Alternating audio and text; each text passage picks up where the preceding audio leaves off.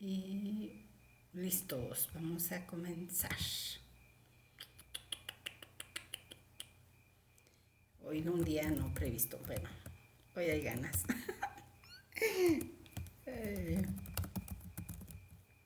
Traemos energía, entonces porque hay energía vamos a compartir el día de hoy, ¿sale? Solo porque hay energía. Esperamos 2 minutitos más y comenzamos.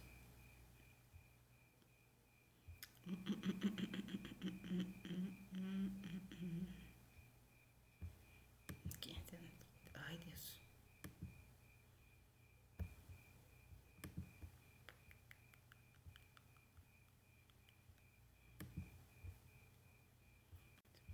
Más chiquito.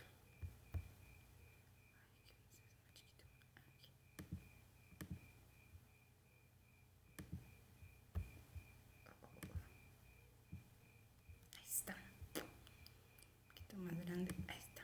Justo. Te esperamos 2 minutitos y comenzamos. ¿De quién este? Hoy no es un día nuevo que no hacemos live, pero hoy hubo ganas de hacer un live. Entonces por eso hoy estoy aquí con ustedes. Y vamos a continuar con nuestro tema. Esperamos unos minutos.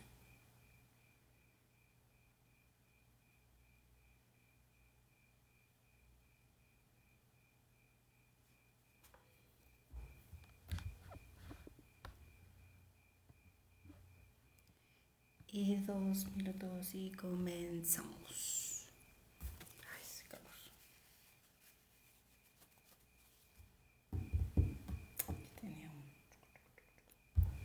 Bueno, listo. Comenzamos. El día de hoy vamos a darle continuidad a nuestro tema que teníamos de evaluación antropométrica. Ya la vez pasada justo nos quedamos en este punto de conocer un poquito nuestro porcentaje peso para la edad que nos indica, a pesar de que en los últimos lineamientos no está como tal valorado peso para la edad, pero ya les comentaba yo que sí es muy importante considerarlo en el primer año de vida, porque a final de cuentas es como el potencial de crecimiento que tiene este niño por ser su primer pico de crecimiento.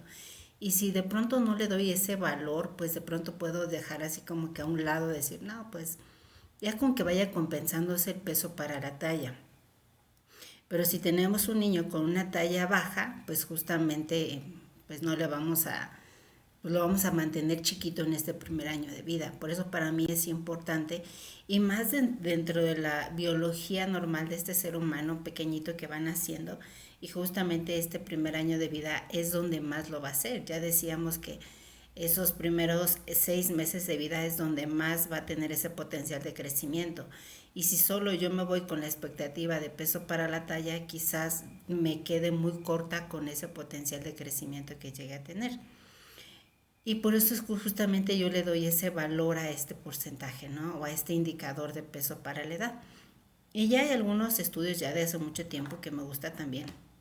Ya en un momento hicimos un live acerca de eso, de cómo nos indica cierto déficit de peso para la edad, se relaciona cierto cuadro clínico de enfermedades repetición, enfermedades un poquito de una mayor evolución, tarda más tiempo en recuperarse, se enferma más seguido, etcétera. Esto se debe justamente a esta situación, donde justamente este peso para la edad se va a ver reflejado en cómo va evolucionando este pequeño. Y pues así como tiene esas ventajas, como ya les mencioné, también hay ciertas desventajas que ya tiene como tal. Pues es importante conocer la edad. Vamos a llegar a tener niños que de pronto pues los abandonaron, que son niños de casas hogar, probablemente que no sabemos en qué fecha nacieron, entonces justamente eso no nos va a dar un aproximado de cuál es la situación actual del paciente. Hay situaciones en donde, por ejemplo, pacientes con una enfermedad hepática, con alguna enfermedad renal, donde van a cursar probablemente con algún edema o ascitis, este parámetro tampoco no va a ser valorable. Hay que tomarlo en cuenta porque de pronto se nos escapa en ese tipo de pacientes y dicen, bueno, pues es que salió normal. Sí, salió normal porque está reteniendo mucha cantidad de líquidos. Entonces ahí hay que realmente considerar ese peso que tienes actualmente, que quizás se deba más a la cantidad de líquidos que está presentando el paciente y no propiamente te hablen de un estado nutricional normal. Y más cuando de pronto tenemos un niño con una talla baja, pues ahí nos está indicando que también hay una afectación en su crecimiento. Entonces sí es importante que no va a ser tan objetivo en estas situaciones de edema o ascitis. Y aquí lo importante es que cuando solamente tenemos una afectación en el peso, nos habla de un proceso agudo. ¿Qué quiere decir? Que ha pasado poco tiempo en que este niño ha dejado de comer y hay una repercusión en su peso, ¿sí? Recuerden que lo primero que se afecta es el peso. Ajá. Después de que dejan de ganar peso, después dejan de crecer. Entonces justamente va a haber esa afectación a este nivel. Y posteriormente, cuando empiezas a recuperar el peso, nuevamente, así como pierdes primero el peso y después la talla, primero debes de ganar peso y después crecer, ¿sale? Van a la par, generalmente no, de pronto si te sale que creció mucho y no subió de peso, ahí hay que preguntar a la mamá qué está pasando. Si de pronto me he percatado de esto y le digo, a ver, ¿qué pasó en los últimos meses? Ay, doctor, es que sí estuvo comiendo bien, pero hace una semana dejó de comer, le dio diarreas, tuvo infección, gripita y dejó de comer. Ah, bueno, entonces ahí quizás como es un evento que fue de corta evolución, fue previo a esa evaluación y los niños, así como suben muy rápido de peso, también pueden bajar muy rápido de peso. Entonces, justamente puede ser que estos días que dejó de comer se vea reflejado en el peso. Entonces, bueno, le vamos a dar chance la siguiente vez. Ahora, previo a eso, también tú valoras que realmente esté comiendo de todos los grupos de alimentos y que la mamá le quede claro cómo hacerlo. Si después de eso ya confirmas tú que lo está haciendo de forma adecuada, pues ya lo refieres a su siguiente consulta, pues ya de acuerdo a ese estado nutricional. Uh-huh. Y cuando tenemos niños mayores ya de 5 años, uy, que anda un mosquito. Mayores de 5 años, justamente pues donde ya aquí, ¿por qué no tan objetivo después de 5 años? Porque si en este primer año o estos primeros años ya hubo una afectación en su crecimiento, pues difícilmente lo voy a poder comparar con los demás niños a su edad, porque lo vamos a tener un niño quizás con una talla baja donde no voy a esperar que pese igual que los demás niños en estas mismas condiciones, ¿sale? Ahí es importante incluso valorar esta situación. Y también otra cosa aquí es que generalmente pues ya después de los 5 años y aquí la genética de los papás, como ya habíamos estado hablando, en la talla blanco familiar pues ya se va a ver influenciada en esta afectación del peso, ¿sí? Entonces si se dan cuenta pues ya hay situaciones acá que vamos a tener que tomar muy a consideración para poderlo hacer, ¿sale?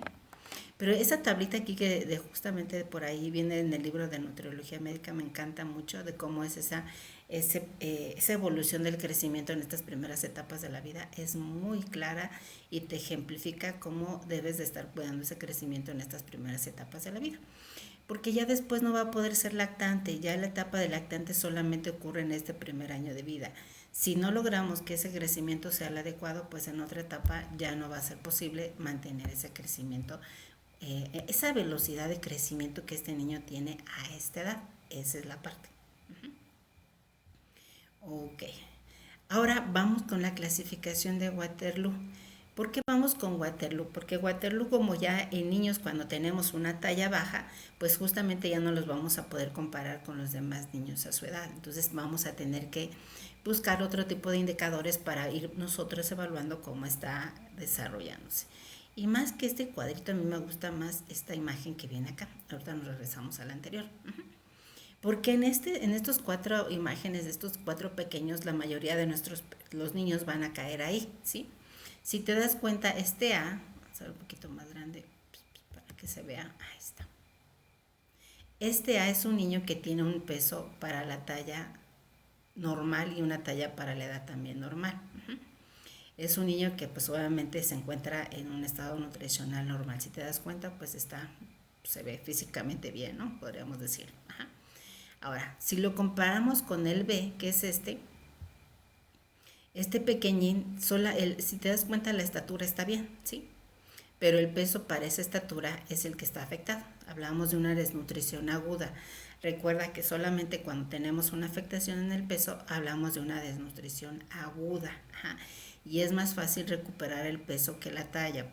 Pero obviamente si tú dejas por mucho tiempo que este niño no coma de forma adecuada, va a empezar a dejar de crecer, ¿sí? Entonces por eso es importante que estemos garantizando en todo momento esa cantidad de kilocalorías que necesita para tener ese crecimiento adecuado. y de esta manera pues se desarrolle como los demás niños a su edad. Si tenemos un niño que no tiene un crecimiento y un desarrollo adecuado, pues va a empezar a tener desnutrición, y la desnutrición a la par va a tener un retraso en su desarrollo psicomotor. Por eso realmente podemos llegar a tener niños con, digamos, con 1 año y quizás de pronto no sostienen su cabeza, no sostienen su tronco porque justamente no tienen ese desarrollo adecuado. Entonces justamente tenemos aquí este B que tiene un niño con una talla normal, pero este peso está bajo. En este caso hablaríamos que este peso para la talla se encuentra entre un 80 a un 90%. ¿Sí? Ahora, aquí por ejemplo, a diferencia del anterior del peso para la edad, que es para mí es una etapa donde lo tomo muy en cuenta en esos primeros 2 años de vida, que es donde yo he observado, que es donde todavía puede, quizás en el primer año tú logras un crecimiento normal y lo alcanzas, pero todavía llegas a tener un poquito de una buena respuesta a ese crecimiento hasta los 2 años de edad. Por eso es que yo todavía el peso para la edad lo considero hasta los 2 años. Ya después de los 2 años, si ya tuvo una afectación en el crecimiento, ya peso para la edad ya no me va a ser tan útil, digamos, ¿no? En este caso, ahora me voy a ir a peso para la talla. Ya hablamos algunos otros, ajá. Ya ahorita ya vamos viendo los indicadores, ya hablamos cada una de las medidas, de las más habituales y ya. Ahí puedes revisarlos, he estado subiendo los live y ahí chécalos en el perfil, ahí puede estar, ¿sale? Y justamente entonces ya veamos, ¿no? Y después nos vamos al C, vamos al C, otro de acá, vamos a sacar un lapicito, aquí tenemos un lapicito, de aquí. Si te das cuenta, tiene una talla baja, ajá, a comparación del A, que es el normal, ¿no? Si tú te das cuenta está más chaparrito. Pero este peso para la tamaña está normal. ¿De qué país eres? Para ver si me sirve para mis prácticas. De México, Jolano, no sé cómo se pronuncia. Ajá, de México. Así es. Entonces justamente aquí tenemos que este peso para la talla es el adecuado, ¿sale? Si te das cuenta físicamente, pues está compensado. Ajá, por eso le decimos que es una desnutrición compensada o armónica. ¿Por qué? Porque es un niño que dejó de crecer, pero alcanza a compensar ese peso para esa talla, ¿sí? Ahora aquí ya nos habla cuando tenemos una desnutrición crónica, quiere decir que ya pasó por lo menos más allá de 3 meses, donde dejó de ingerir esa ingesta energética adecuada y por lo tanto ya se afectó el crecimiento en la talla, el crecimiento lineal. Y justamente esto se va a ver reflejado en el que el niño ya no va a crecer de forma adecuada como los demás niños a su edad, ¿sí? Entonces aquí ya tenemos una desnutrición crónica por la afectación en la talla, pero está compensada porque el peso para esa talla está normal. Y yo veo que la mayoría de los pequeñines van a caer aquí. Aquí lo importante es que tú, si te das cuenta, ya físicamente ya te está dando datos de cómo ha sido su crecimiento, por eso me gusta.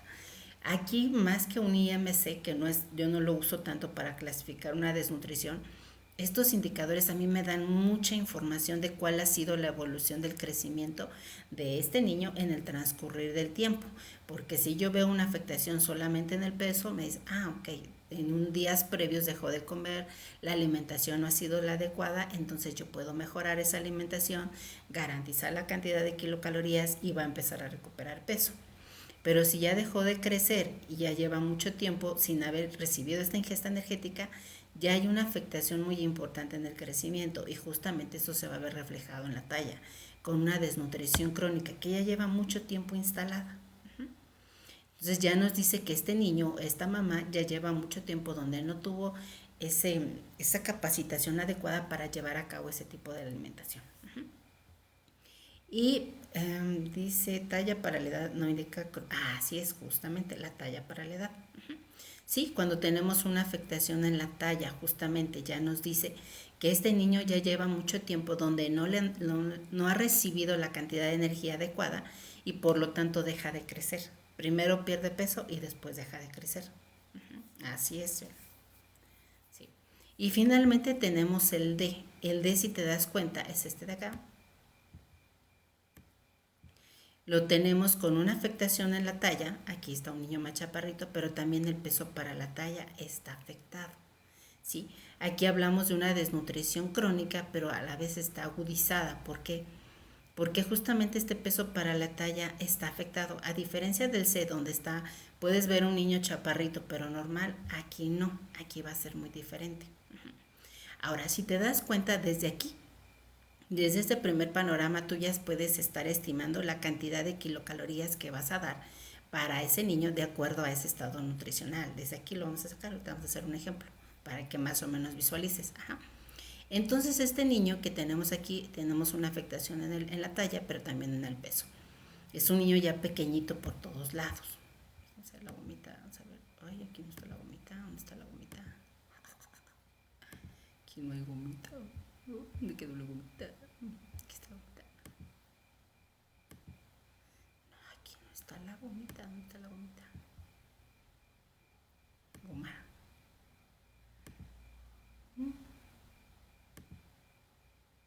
¿Qué caray? No, a ver, vamos a ver. Para la parte de quitar estos. Si funciona, mira. Cuando ya hablamos de la desnutrición de tipo marásmico, ¿sería crónica o aguda? Todo va, muy buena pregunta. Generalmente el marasmo es mucho una desnutrición ya crónica, porque es un niño que está afectado tanto en el peso como en la talla. Y un marasmo es una desnutrición que ya lleva muchísimo tiempo instalada. Si te das cuenta, dentro de la exploración física que tiene un marasmático, es esa cara de viejito, que se ve pequeñito, tanto en características probablemente físicas, pero también en tamaño. A diferencia del kwashiorkor, que es una desnutrición aguda. El kwashiorkor se instala en, no sé, por lo menos en 3 meses, más o menos aproximado, pero son niños que no tienen tanta afectación en la estatura, en la talla, pero sí en el peso. Y la diferencia que hay una con respecto a otro es que uno va a presentar edema, entonces tienes que ser muy cauteloso en cómo valorar ese peso para la edad. Quizás ahí de pronto te va a salir normal, pero clínicamente lo vas a ver con edema. Entonces incluso puedes correlacionarlo con una hipoalbuminemia y dices, aquí hay algo que no está bien. Entonces tu parámetro de peso quizás no lo vas a poder tomar mucho en cuenta en el momento de ese diagnóstico, después ya. Te sabes explicar muy bien, lástima que soy colombiana. Pero mientras entiendas, es lo importante que tú comprendas cómo está esta parte. Así es. Y sí, justamente ese es el cuadro clínico de los pacientes con desnutrición, y tú obsérvalo. Porque fíjate, un marasmático, a pesar que es una desnutrición de mucho tiempo de evolución, puedes llegar a tener una albúmina normal. Ajá, si se toma como para entrar. Ahí es una muy buena pregunta, Luisa, ¿no? Por ejemplo, ahí tienes que individualizar muchísimo el caso. No en todos los desnutridos tienes una albúmina baja, que es donde de pronto nos reporta la bibliografía, ¿no? Dices, no, niños con desnutrición, una hipoalbuminemia. Y no, yo he tenido marasmáticos con albuminas normales hasta de 4. Si una albúmina baja sí te va a indicar mucho, por ejemplo, en un paciente con kwashiorkor sí vas a tener una albúmina baja porque justamente tienen el edema, pero no en todos, así es que de pronto individualiza cada uno de los casos. Quizás en un adulto puedes generalizarlo más, pero en niños no. Ajá. Entonces, sí, yo me he dado cuenta que digo, no, esto no me sirve. O sea, hay ciertos parámetros que me van a servir y hay otros que no. Por eso es que lo tienes que individualizar. No todos van a hacer lo mismo. Puedes llegar a tener un paciente, por ejemplo, vamos a pensar, un paciente hepático marasmático. Ahí sí, pues probablemente tengas una albúmina baja. ¿Cuáles son los exámenes físicos que debería de pedir si veo un paciente con peso para la edad por debajo? Percentiles, ok. Un paciente por debajo de peso para la edad, pues depende de un leve, mejoras la alimentación, le enseñas a comer de forma adecuada, que incluya de todos los grupos de alimentos. Después, quizás un moderado, entre un moderado y un grave, yo lo primero que pediría, en un moderado, quizás una biometría hemática. Sí, porque justo siempre hay que edema ahí, sí, porque justo siempre que hay edema ahí por así es, Luciana. Si tienes un paciente con edema, muy probablemente tengas una albúmina baja. Aunque, pues sí, seguramente por algún lado se está perdiendo esa albúmina, ¿no? Pero por ejemplo, no, sí, es que dije a ver qué otras situaciones donde no haya albúmina baja. Aunque, por ejemplo, puedes llegar a tener un paciente, no sé, se me viene a la mente un paciente cardiópata que esté congestionado, no sé, por pensarlo así, y puede ser que tengas una albúmina normal. Ahí hay que ver qué está pasando. No sé, ahí de pronto hay que individualizar, pero es una muy buena pregunta la que tú haces y cuestionarlo. Yo creo que aquí mucho de esta parte también hay que corroborar con la parte médica, cuál es el cuadro clínico que está presentando el paciente y a qué se debe. Eso nos va a ayudar a dar un poquito más de visión de cuál es la situación que tiene el paciente y en este caso poder intervenir de forma adecuada. Y justamente para un paciente con desnutrición, por ejemplo, digamos peso para la edad de una desnutrición grave tipo marasmo o Ashoorkor, ya ahí pediríamos quizás una química sanguínea completa por la parte de la función renal, hay que conocerla, la parte de la hipoglucemia, que tiende mucho el paciente con desnutrición a hacer hipoglucemias porque no hay reservas suficientes para poder echar mano de esa gluconeogénesis. Acuérdense que cuando en condiciones de ayuno, pues yo echo mano de esas reservas de glucógeno que tengo a nivel hepático y a nivel muscular, pero si no hay suficientes, no va a haber forma de que yo utilice, y esto es una glucogenólisis, ¿no? Y la otra es la gluconeogénesis, la obtención de glucosa a partir de sustratos de proteínas y lípidos, pero si no hay suficiente, pues de pronto, ¿de dónde la va a obtener? Y es muy común que en un desnutrido puedas llegar a tener hipoglucemias. Hay que tenerlo mucho bajo cuidado, bajo vigilancia. Y también completaríamos cetosis, no, en cetosis no hay el marasmo y cuello. No hay, quizás pensarías con otro tipo, quizás cetosis es más en un paciente con un error innato del metabolismo, ahí ya. Quizás podrías tener un paciente, si se ha tardado en hacer ese diagnóstico de error innato del metabolismo, pues ahí quizás podrías tener un cuadro de cetosis, pero híjole, es no propiamente que un desnutrido presente cetosis, no. Es más común que entre hipoglucemias. Se van a acabar sus reservas, eso sí, por ejemplo, un niño desnutrido empieza a disminuir todo su funcionamiento normal, o sea, disminuye la síntesis de enzimas, no se mueven, si se dan cuenta, el corazón empieza a latir menos, los pulmones empiezan, como que el cuerpo entra a un mecanismo de compensación, pero a trabajar al mínimo, porque no hay sustrato suficiente. Hay un mecanismo que se llama ahí, que se llama homeorexis, que es el cuerpo lo que busca es compensar esa falta de ingreso. Si no tiene glucógeno, entonces ¿qué reservas va a niño dentro para verlo en sangre? Va a empezar a utilizar proteínas y grasas a nivel de reservas corporales, la gluconeogénesis, va a utilizar eso. Ajá. Y no, generalmente no te hacen, ¿no? Incluso un niño puede hacerte desnutrido como tal, te tiende más a hacer hipoglucemias, porque no hay reservas, pero va a empezar a utilizar él mismo sus propias reservas para poderse mantener vivo hasta cierto punto. Ajá. Porque si no utilizas, es como ahorita, por ejemplo, tú dejas de comer, te dio gripa, empiezas a utilizar tus reservas. Así también el niño. Aquí el detalle que un cuerpo sano va a tener una mayor cantidad de reservas para hacer frente a esa demanda de baja ingesta energética. Pero, por ejemplo, un desnutrido que no come, normalmente va a empezar a consumirse él mismo.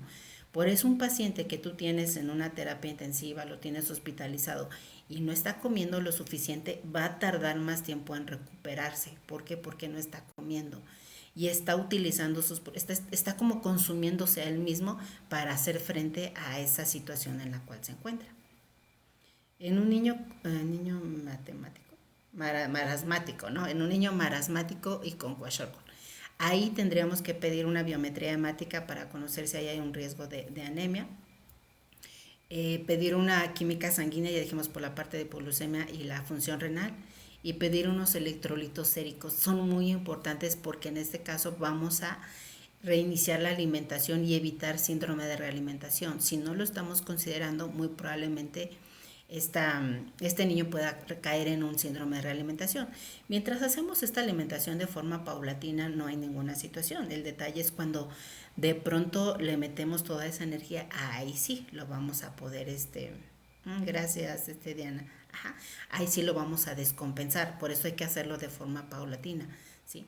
E incluso valorar primero, generalmente valoramos un 50% de su Si no puedes hacer un recordatorio de 24 horas porque quizás está en terapia intensiva, está inconsciente, la mamá no ha ido al hospital, así algo muy exagerado, puedes iniciar con un 50% y vas a ir aumentando en 25% ese requerimiento hasta que vayas cubriendo el 100%.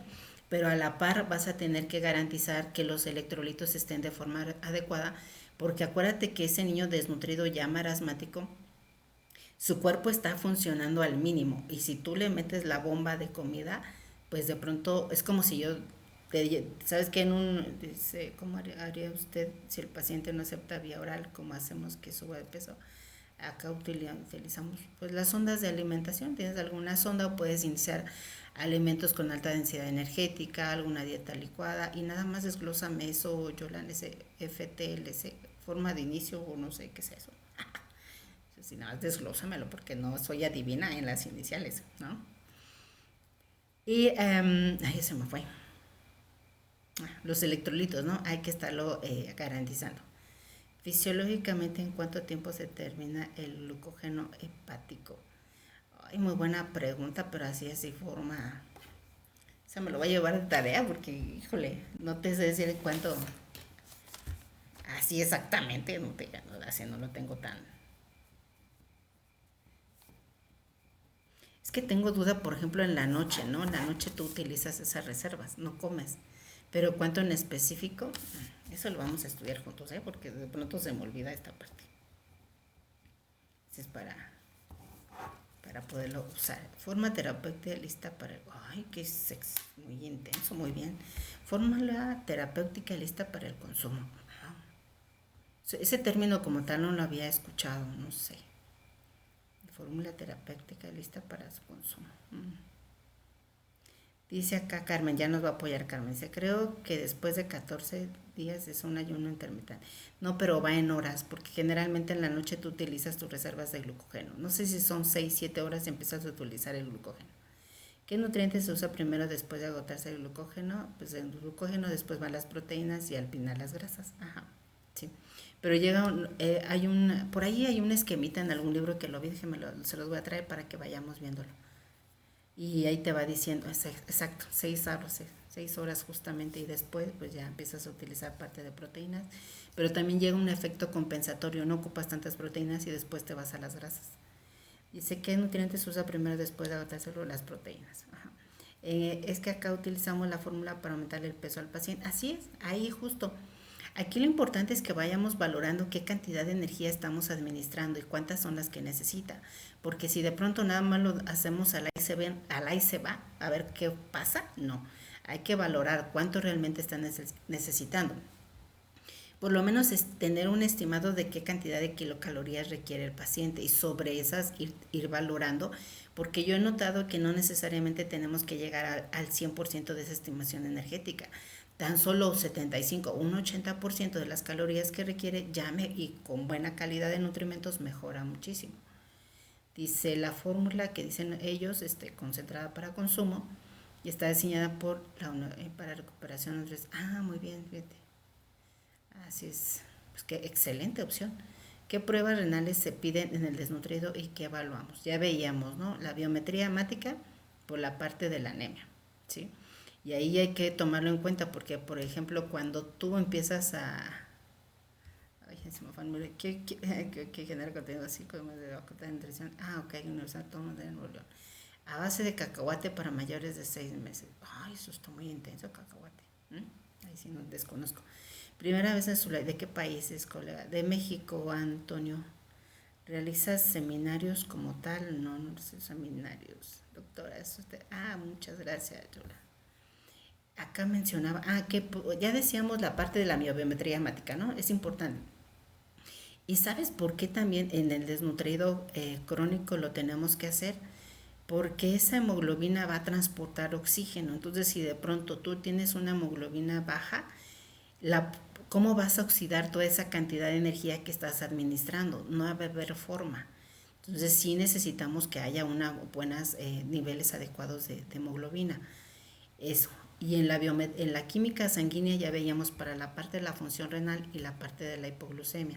También hay que considerarlo ahí. Y finalmente en los electrolitos séricos por la parte de evitar síndrome de realimentación. Algunas guías te refieren que si la prueba de apetito para la forma es negativa, debes usar sonda. Ah, mira, ok. Excelente. Ujú. Estaría interesante que un día nos compartieran esa fórmula que contiene, ¿sí? Que seguramente es algo así como lo que nosotros hacemos acá, que es como tipo fórmulas concentradas y les agregan azúcar, me parece. Alguna vez leí esta parte de azúcar y aceite, ¿no? Algo así. Ajá. Y si no utiliza sonda. Es correcto. Pero ¿qué pedimos? Nitrógeno ureico y creatinina y otras. No, ahí en la química sanguínea ya viene glucosa, vas a estar checando la hipoglucemia. Viene creatinina, ya checa la función renal. Incluso hasta viene triglicéridos y viene colesterol para que veas la parte de las grasas. Y ya con eso ya tienes una... Incluso la química sanguínea es un examen de laboratorio donde tienes todo ese... A mí me gusta que una vez me lo definieron así. ¿Quieres saber el metabolismo de los macronutrientes? Pide una química sanguínea. Y ahí vienen todos. Dice, acá en Colombia existe la herramienta práctica clínica. Ahí sale todo utilizando en Colombia. Ah, ok, muy bien, excelente. Pues sí, yo creo que en cada país, de acuerdo a los, ahora sí que los recursos que tenga cada uno, pues hay que utilizarlos y de qué forma podemos eficientar para que realmente tengan un efecto positivo en el paciente. Aquí lo importante es garantizar que el apoyo que estemos indicando realmente tenga un beneficio y que se vea físicamente en esa recuperación del pequeño. Ese es realmente lo importante. Y esto se va a notar físicamente, ese es el punto. Porque lo que bien se trabaja se va a notar, así es que échenle ganas ahí. ¿Cómo diferenciar el edema en el síndrome nefrítico y nefrótico aparte de la proteína? El edema, pues justamente vas a tener pues un examen general de orina, ¿no? Puedes ahí, ¿qué tienes en ese examen general de orina? También, ¿qué más veríamos en el edema, síndrome nefrítico? Pues sí, pierden la parte de proteínas en orina, ¿qué más podría vigilar? Y pues el tratamiento médico también, algunos fármacos que utilizan en el síndrome nefrótico causan un catabolismo proteico, retención de líquidos, resistencia a la insulina, también tienes que valorar. No recuerdo el síndrome nefrítico si tiene edema. Sí, estoy ejerciendo, así es, Luisa. Sí, trabajo acá en un hospital en México, Querétaro. Yo estoy en Querétaro, ajá. De México, país, Querétaro, ciudad, y ahí estoy trabajando en un hospital pediátrico, justamente. Sí, por eso es que esto te lo estoy contando en base a mi experiencia, ya no es de libro, ya es de lo que veo todo el tiempo y lo observo y digo, ah, mira, este está así y este así. Está interesante porque todos los niños te van a dar muchísima información y lo importante es que en base a cómo los ves clínicamente ya te das una idea. Eso es muy gratificante. ¿Cuántos años en pediatría? 16 años en pediatría, Antonio. 16. Bueno, de esos 14, 12 de la especialidad, entonces son 16, haciendo pediatría. Me encanta, ¿eh? Me encanta mucho. Entonces, toda la mayoría de nuestros niños van a quedar aquí. ¿Cuánto debería pesar si me o no sé cuánto? Pues, ¿qué edad tienes? Espero, hay que ver. ¿Cuánto? Si eres adulto, acuérdense de adultos, yo no veo adultos. Adultos yo me reprobo solita, no veo. ¿Qué análisis se piden en la alergia a la proteína de la leche de vaca y qué fórmulas recomiendas? Como tal, en alergia a la proteína de la leche de vaca tienes que ver primero si hay una afectación en el estado de nutrición, si está desnutrido, si está obeso, depende, ¿no? Y las fórmulas pues tienen las extensamente hidrolizadas de la marca que tú quieras. Ahí tienes que ver esa parte. Ah, gracias Edgar y saludos también a Panamá. Ajá. Gracias aquí a todos los que están mandando regalitos, muchísimas gracias. Así es, y ahí lo puedes visualizar. Sí, ahí va a depender mucho del estado nutricional de tu paciente y en base a eso vas a tener lo que individualizar. Porque muy propiamente como alergia, si ya tratas la alergia no tendría por qué estar desnutrido y en base si tú estás dando un apoyo nutricional adecuado ya no lo requieres como tal, ya nada más quizás como seguimiento de pronto, pero primero tenemos que ver qué estado nutricional tiene en base a eso. Aparte Parte de aceite, excelente. Parte de aceite, que ahí sí ya no hay fórmula recomiendas. Aceite, ahí me perdí. ¿Cómo es eso de que la miel a los niños les causa botulismo? Pues realmente es una bacteria que no está. Se refiere a las mieles pasteurizadas que no están pasteurizadas. O sea, ajá, no está pasteurizada. Pues sí que no están en... sí, pasteurizadas justamente. Hay una bacteria ahí, por eso no se recomienda. ¿En qué guía o asociación basa usted para calcular los macrones para pacientes pediátricos? Pues en las recomendaciones que hay para la población mexicana. Nosotros tenemos referencias acá en México donde te habla de esa situación. ¿Cuál es el tratamiento para la leche de vaca? Va a depender mucho de la edad. Si tienes un lactante, pues justamente puedes dejarlo con leche materna, no hay ninguna situación, puede ser leche materna. Después de los 6 meses, pues ya quizás puedes meter alguna fórmula extensamente hidrolizada con alimentación complementaria libre de alimentos ricos pues en la proteína, que tienes que darle una lista de todos aquellos alimentos que pueden llegar a tener la leche de vaca. Va a depender mucho de la edad. Ya después de la edad, pues ya tienes una dieta normal. Después del año. Ajá. En México, ¿cuál es el mejor hospital para hacer la PCA? Pues el mejor es el Hospital Infantil de México. Ese es el mejor. Todo el tiempo es práctica. La fórmula que se utiliza para cálculos se le agrega eta y factor de actividad solamente, y también agregas crecimiento. Porque los niños tienen que crecer. En el adulto ya no crece, pero en niños sí crece. Es eta, crecimiento, actividad y la patología en dado caso que tenga. También debes de tomar en cuenta la patología. Y factores solamente. Ajá. La enfermedad. La enfermedad yo lo considero como factor de estrés. No me gusta tanto el factor de estrés porque yo ahorita puedo estar estresada y no quiere decir que coma más. Me gusta más el factor por patología. Ese por factor por patología sí lo agrego. Así es. ¿Y cuál es el tratamiento para es justamente el que comentamos, Valentina? Dime cuál es el tratamiento, quizás tu inquietud, dónde lo tienes, a qué edad, y ya te puedo decir, bueno, aquí dale esto y esto. Pero dime la edad del paciente, ahí me va a dar un poquito más panorama esa parte. ¿Cómo se da, cuánto se da de factor de crecimiento, cómo lo determinamos? Generalmente yo utilizo uno, de alguna vez encontré la referencia en el, ¿cómo se llama este libro? Nutrición Clínica Pediátrica, me parece, del Hendrix, así se llama. Y te dice que 50% es en los picos de crecimiento, en la parte del primer año de vida y en la pubertad. Y en los demás, que es la meseta, que es la parte del preescolar y el escolar, ya ahí es el 30%. Y sobre eso ya estimas el gasto energético total. ¿Sí? Uh-huh. Ya el adolescente como tal ya implica un 30%, porque el adolescente es más un proceso psicosocial, biopsicosocial, pero la pubertad ahí sí es crecimiento. Dice, a los 3 meses se puede ver por estatorrea, o que nos indica qué fórmula da. Se puede ver por estatorrea. Ahí más bien, si tienes esteatorrea, yo pensaría de una fibrosis quística, más de una alergia alimentaria. Porque una fibrosis quística sí se acompaña con esteatorrea. Ajá, ahí hay que ver. A mí se me dificulta sacar los percentiles para identificar bajo peso, sobrepeso y peso adecuado. Ok, vamos a hacer en otro momento un ejercicio de esto. ¿Te quieres al final de esto? Bueno, cuando terminemos esto lo vamos a hacer. ¿Qué fórmula es mejor para paciente pediátrico? Schofield. A mí me gusta más Schofield. Me ha salido más objetivo en la forma de poder estimar el requerimiento energético en los niños. Ahí sí, y yo te lo digo por la práctica, experiencia de tantos años, yo hago Schofield, ya ni le busco otro. ¿Qué libro de nutrición pediátrica? Hay uno que se llama, te lo voy a escribir aquí, se llama Hendrix. Es muy bueno, me gusta mucho porque está muy conciso en cuál es el requerimiento sobre algunas patologías, cuánto requiere más, qué tipo de macronutrientes tienes que considerar, proteínas, y es pediátrico enfocado a solamente pediatría, así se llama, nutrición clínica pediátrica, parece.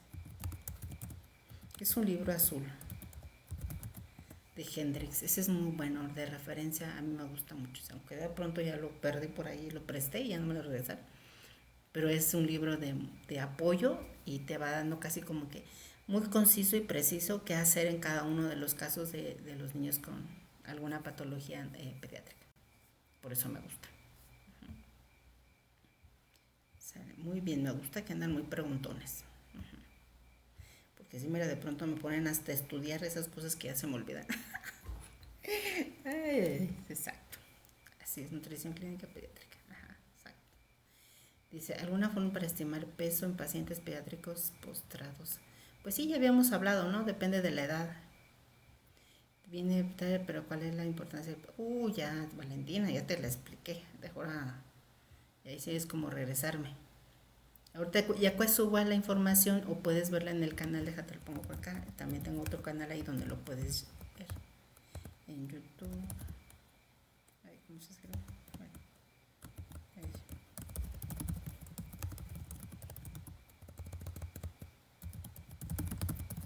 ahí puedes encontrar más información también. Dice bien tarde, sí, es un caso clínico. Ahí hay muchos casos clínicos, Antonio, ahí puedes ver.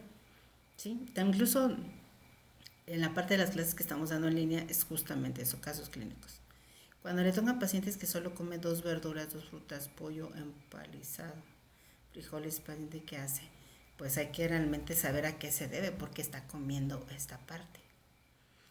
Ahí me falta más información, porque nada más una es, no tiene los recursos económicos o la mamá no sabe cómo darle a ese tipo de alimentación porque no le gustan. Ahí tenemos que conocer un poquito más el entorno, por qué está pasando eso, por qué no tiene una variedad más de alimentos, nos falta información. Y la edad, también hay que considerar la edad del paciente. La desnutrición crónica con componente agudo, ¿cómo se clasifica? Más bien tendrías una desnutrición crónica agudizada. Aquí sería esta parte de este niño de Carlos. Porque tenemos un niño que tiene una desnutrición crónica es cuando tiene afectada la talla, pero agudizada cuando está afectado ese peso para la talla. Si tiene recursos económicos, simplemente que no le gusta y no prueba los alimentos, tiene 7 años. Ahí me falta más información. ¿Por qué no le gustan? Mucho ahí seguramente hay que ver el entorno familiar. Puede ser que no se los estén ofreciendo o hay veces mucho es una forma de poder llamar la atención de los padres en decir, híjole, hay tanta información en esa parte porque de pronto los niños, una forma de llamar la atención o de poner, que les pongan atención es a partir de que o se enferman muy seguido o que de pronto no comen bien o etcétera, ¿no? Y quizás esto lo hacen de forma inconsciente para llamar la atención un poquito de papá y mamá para ver si así me voltean a ver. Tenemos que indagar un poquito cómo está ese entorno familiar, por qué se está desarrollando esto y tener como que un poquito de visión, ampliar esa visión para darnos cuenta, porque sí es muy común. Hace poquito me tocó un paciente, pero no vamos a salir del tema, pero a mí me llamó la atención que era un niño con una talla baja de 12 años y él justamente, este, una forma de llamar la atención de los papás es que no comiera. Como los papás todo el tiempo trabajaban y no le daban el tiempo suficiente, cuando no comía bien es cuando volteaban a verlo. Entonces, para él una forma de mantener la atención era que no comiera. Y entonces ya le digo, ¿qué pasó? ¿Por qué no estás comiendo? Y ya hablando con él, su rostro totalmente triste porque en realidad no tenía la atención de los padres. Ahí hay que ser muy sigiloso. Algo útil para estimular el apetito de los niños, pues tiene estos estimulantes que vienen con lisina, puedes utilizar. Me parece que hay uno que, no me acuerdo si es el Kidie Pharma, un multivitamínico que viene con lisina, ahí puedes buscarlo. Y hay otros que no recuerdo, pero con lisina es el que de pronto utiliza.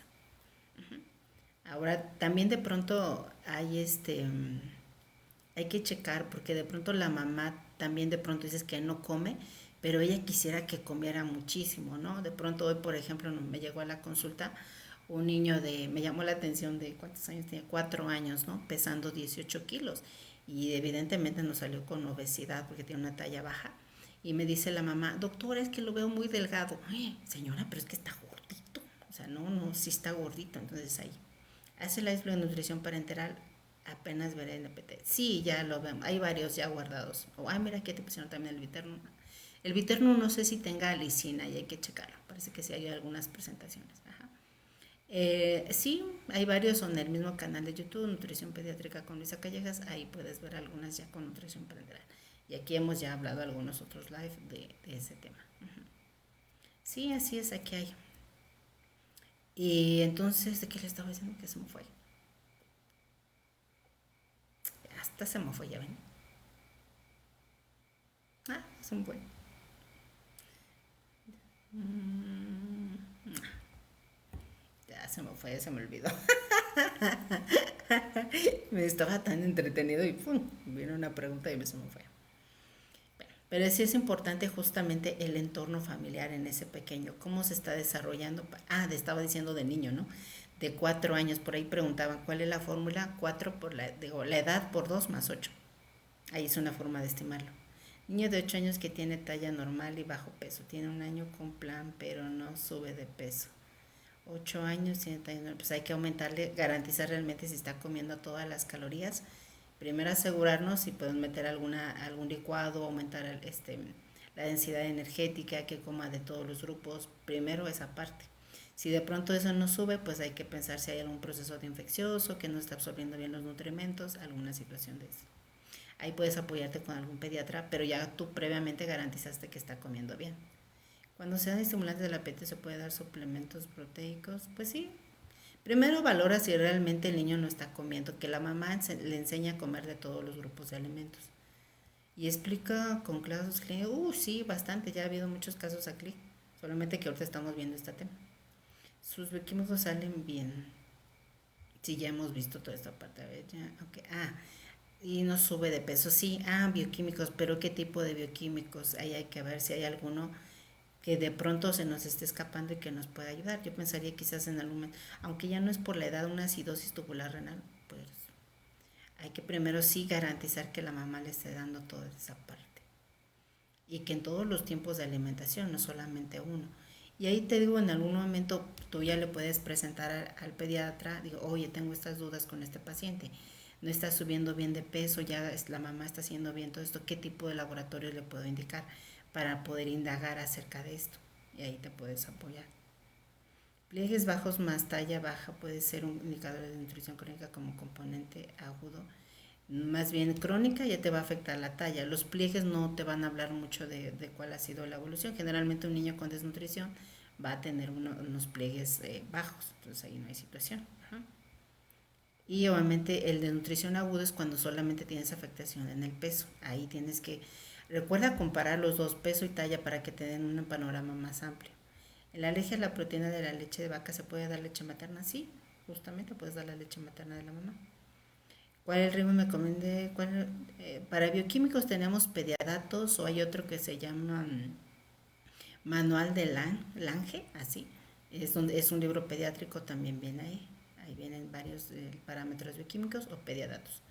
¿Cuáles son los alimentos más proteicos que recomiendas para llenar 40 gramos de fibra?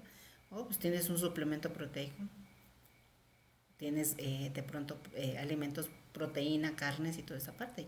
Y si no, los suplementos proteicos son buenos. Y por ejemplo, ahorita acá en México sacaron unas leches o yogures con alta cantidad de proteína. Va a depender mucho para qué lo vas a usar. Pero yo de pronto de estos litros de leche que ahora sacaron con 40 gramos de proteína, dijo, eso es una bomba. Pero bueno, quizás para algunos pacientes nos van a ser útiles ese tipo de alimentos, solamente que hay que individualizarlos. De hecho, me lo envió el pediatra que ya de suplementación sin resultados. Aquí es justamente, hay que ver qué está comiendo. ¿Por qué no está comiendo? Aquí quizás aumentarle un licuado o algo así. Primero, aquí me faltan más calorías, si realmente la está comiendo, para poderme dar una idea. Dice, la alergia a la proteína de leche de vaca, se puede dar leche materna, pero la mamá tiene dieta hipoalergénica. Pues sí, pero le puedes dar leche materna, justamente ya, si quieres quitarle los lácteos. No hay mucha relación, pero bueno, quítale los lácteos y le das leche materna. Se puede dar leche humana, pero la mamá también se debe someter a la dieta estricta. Híjole, pues ahí sí, hay unos que dicen que sí, hay otros que dicen que no. Entonces tú individualiza.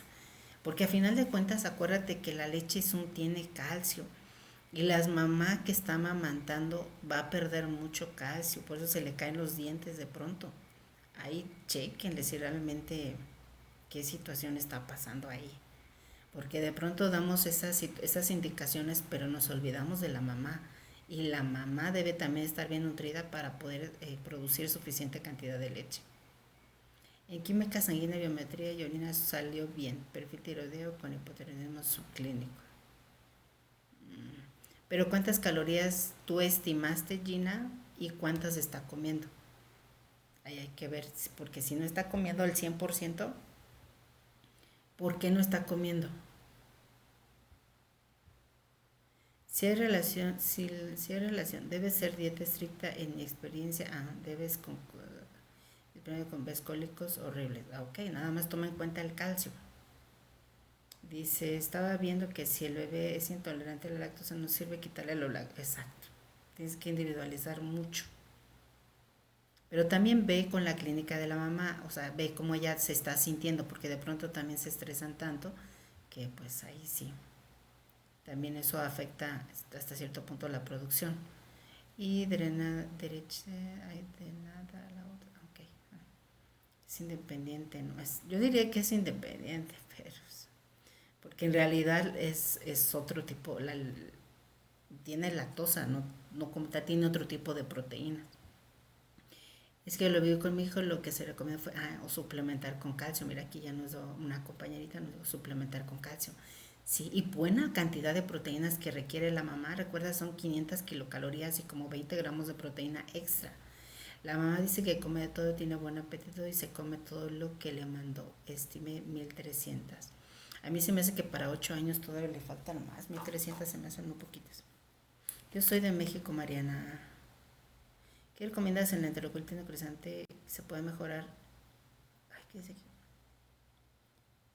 Con daño. Ay, mejorar anquiefa. Y si no supe qué se refiere eso. Para la enterocolitis, pues leche materna. ¿Cuál es el mejor tamizaje? Pues realmente hay varios. Pero lo que yo hago en la práctica, bueno, sí los valoro todos, por lo menos ya peso, edad, peso, talla, edad. Y eso pues en relación a la clínica del paciente. Ahí te van a hicieron una resección. No, pues ahí depende en qué nivel esté la resección intestinal, si es a nivel del yeyuno, del duodeno, del yeyuno o del ilio, y cuánto fue la porción reseccionada. Eso va a depender mucho de qué tipo de alimento le voy a dar.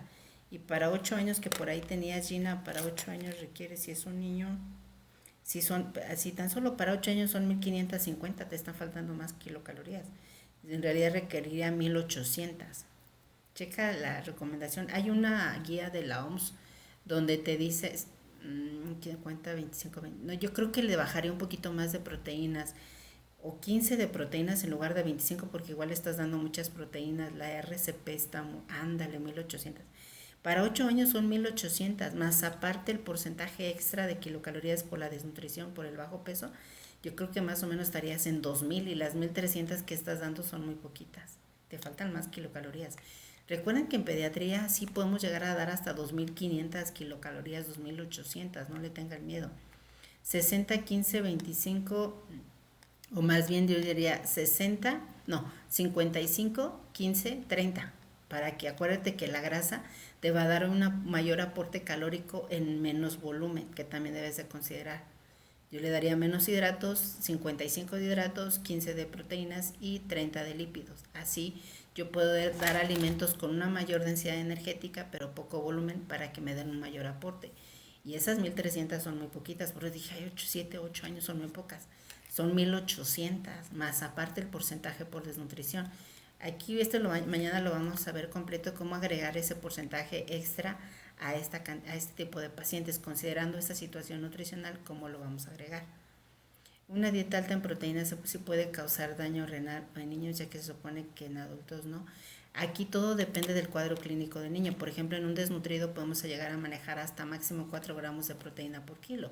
O un paciente con fibrosis quística hasta 5 gramos de proteína porque no la asimilan, no la alcanzan a absorber en su totalidad. Tienes que individualizar esta, esta situación más que nada. O sea, para cada uno son muy individualizados. Y por ejemplo, un prematuro llegas a manejar hasta 4 gramos de proteína por kilo y vas vigilando la función renal. Sí, va a depender mucho de la etapa del crecimiento y la enfermedad que tenga. Así se supone. Y estar vigilando. Por ejemplo, un niño, ¿en qué situaciones podemos tener un daño renal? Pues Pues generalmente, pues al menos que tenga un daño renal como tal, pero no, y no más de 4 gramos de proteína. Aquí lo que vamos nosotros checando es la relación calórica proteica, cierta cantidad de kilocalorías por cierta cantidad de gramos de proteína para que mantenga una relación adecuada y eso favorezca el crecimiento.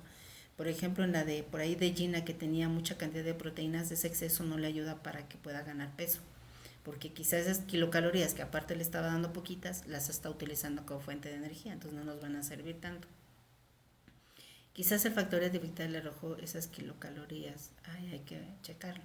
Por ejemplo, hay un consenso, ya tiene muchos de requerimientos de la OMS y ahí se pueden, esos ya son de manera pues global, digamos, y ahí viene la CDR, la ingesta diaria de energía, por grupo de edades desde el cero hasta la etapa de la tercera edad, del adulto mayor, como ustedes quieran.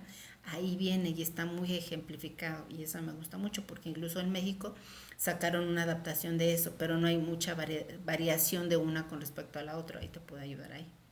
¿Usted en promedio cuánto da el factor de actividad? Generalmente un 10%. Mis pacientes que yo veo, la mayoría de ellos tienen alguna enfermedad. Si fuera un niño sano con actividad, digamos, activo un niño, pues ahí sí sería un 20, hasta un 30, un 20%, quizás hasta un 30, no sé, pero no tengo niño con alto rendimiento, entonces no le agrego tanto. Porque el síndrome nefrítico no se da en niños o en adolescentes. El nefrítico no tanto, no sé, déjame que preguntarle a la nefrólogo. Nefrítico, no sé, no lo he usado. El nefrótico sí, pero el otro no sé por qué. En cuánto tiempo mejora, dice, ay, ya nos va a acabar el tiempo. Dice, ¿en cuánto tiempo mejoran la enterocolitis necrosante y que hay algún daño permanente? Va a depender mucho de la resección que haya tenido el paciente. Y la enterocolitis no es como que dura mucho tiempo, tiene que recuperarse porque pues es un niño que no lo pueden dejar ahí porque causan un proceso infeccioso, una necrosis, etcétera, y hay que estarlo garantizando. Y en un niño de 2.9 años que pesa 11 kilos, mide 80, ya casi cae en el percentil 3, pues hay que darle igual todas las kilocalorías. 2 años debe estar pesando 2 por 2, la edad por 2 más 8, 2 por 2, 4. No está tan mal. Más 8, 12, más o menos. Ahí hay que un kilo más, mejorar mucho la calidad de la alimentación. Quizás con eso ayude mucho para que empiece a ganar peso y empiece a crecer. ¿Cuál es la IDR? ¿Cuál es la diferencia? La ingesta diaria es recomendada de energía para la edad. En esas recomendaciones ya incluye la parte del crecimiento, la actividad y, y el efecto térmico de los alimentos, ya como tal viene todo incluido. Y cuando tú sacas tu gasto energético total, pues ahí es los requerimientos, lo mínimo que requiere ese paciente para mantenerse sano. Ahí va a ser mucha diferencia. El requerimiento se individualiza y la IDR, las recomendaciones de energía son más poblacionales para una población de cierta edad. Pero para un paciente que tienes hospitalizado tenemos que sacar un gasto energético total porque son las condiciones muy diferentes. Pero si lo vemos en la consulta externa, podemos dar una ingesta diaria recomendada de energía. Va a depender mucho de una cosa u otra. ¿Sale? Entonces, un beso. Chicos, hasta aquí nos quedamos porque casi nos va a cortar aquí el live. Y nos vemos el día de mañana a 7 de la noche para darle continuidad a cómo sacar las kilocalorías de acuerdo al estado nutricional del paciente. Eso les va a ayudar mucho para poder ustedes calcular bien las calorías, Gina, y que realmente no le estemos dando las que están necesitando. Por ahí chequen cuál es lo que requiere tan solo. Ya sea que por ahí de pronto les subo información, tenemos el formulario, ahí en el momento si les interesa, o también hay algunas referencias que ya les he estado compartiendo donde pueden sacar todo esto. Maestra, peso, talla, bajo peso y sobrepeso. Es justamente lo que estamos viendo en este momento y mañana ya sacamos las kilocalorías. Así es que muchísimas gracias por estar aquí, por su atención y por sus preguntas que me gustaron mucho. Estuvo muy dinámico, les agradezco mucha situación y a todos los que me enviaron regalos también, gracias, gracias. Y por aquí nos vemos el día de mañana sin falta, 7 de la noche, ¿vale? Bye bye, que pasen bonita noche. Hasta la vista. Y vamos a subir aquí este live. Pues antes de que me lo... 1 hora y ya no lo deja subir bien. ¿Sale? Bye bye.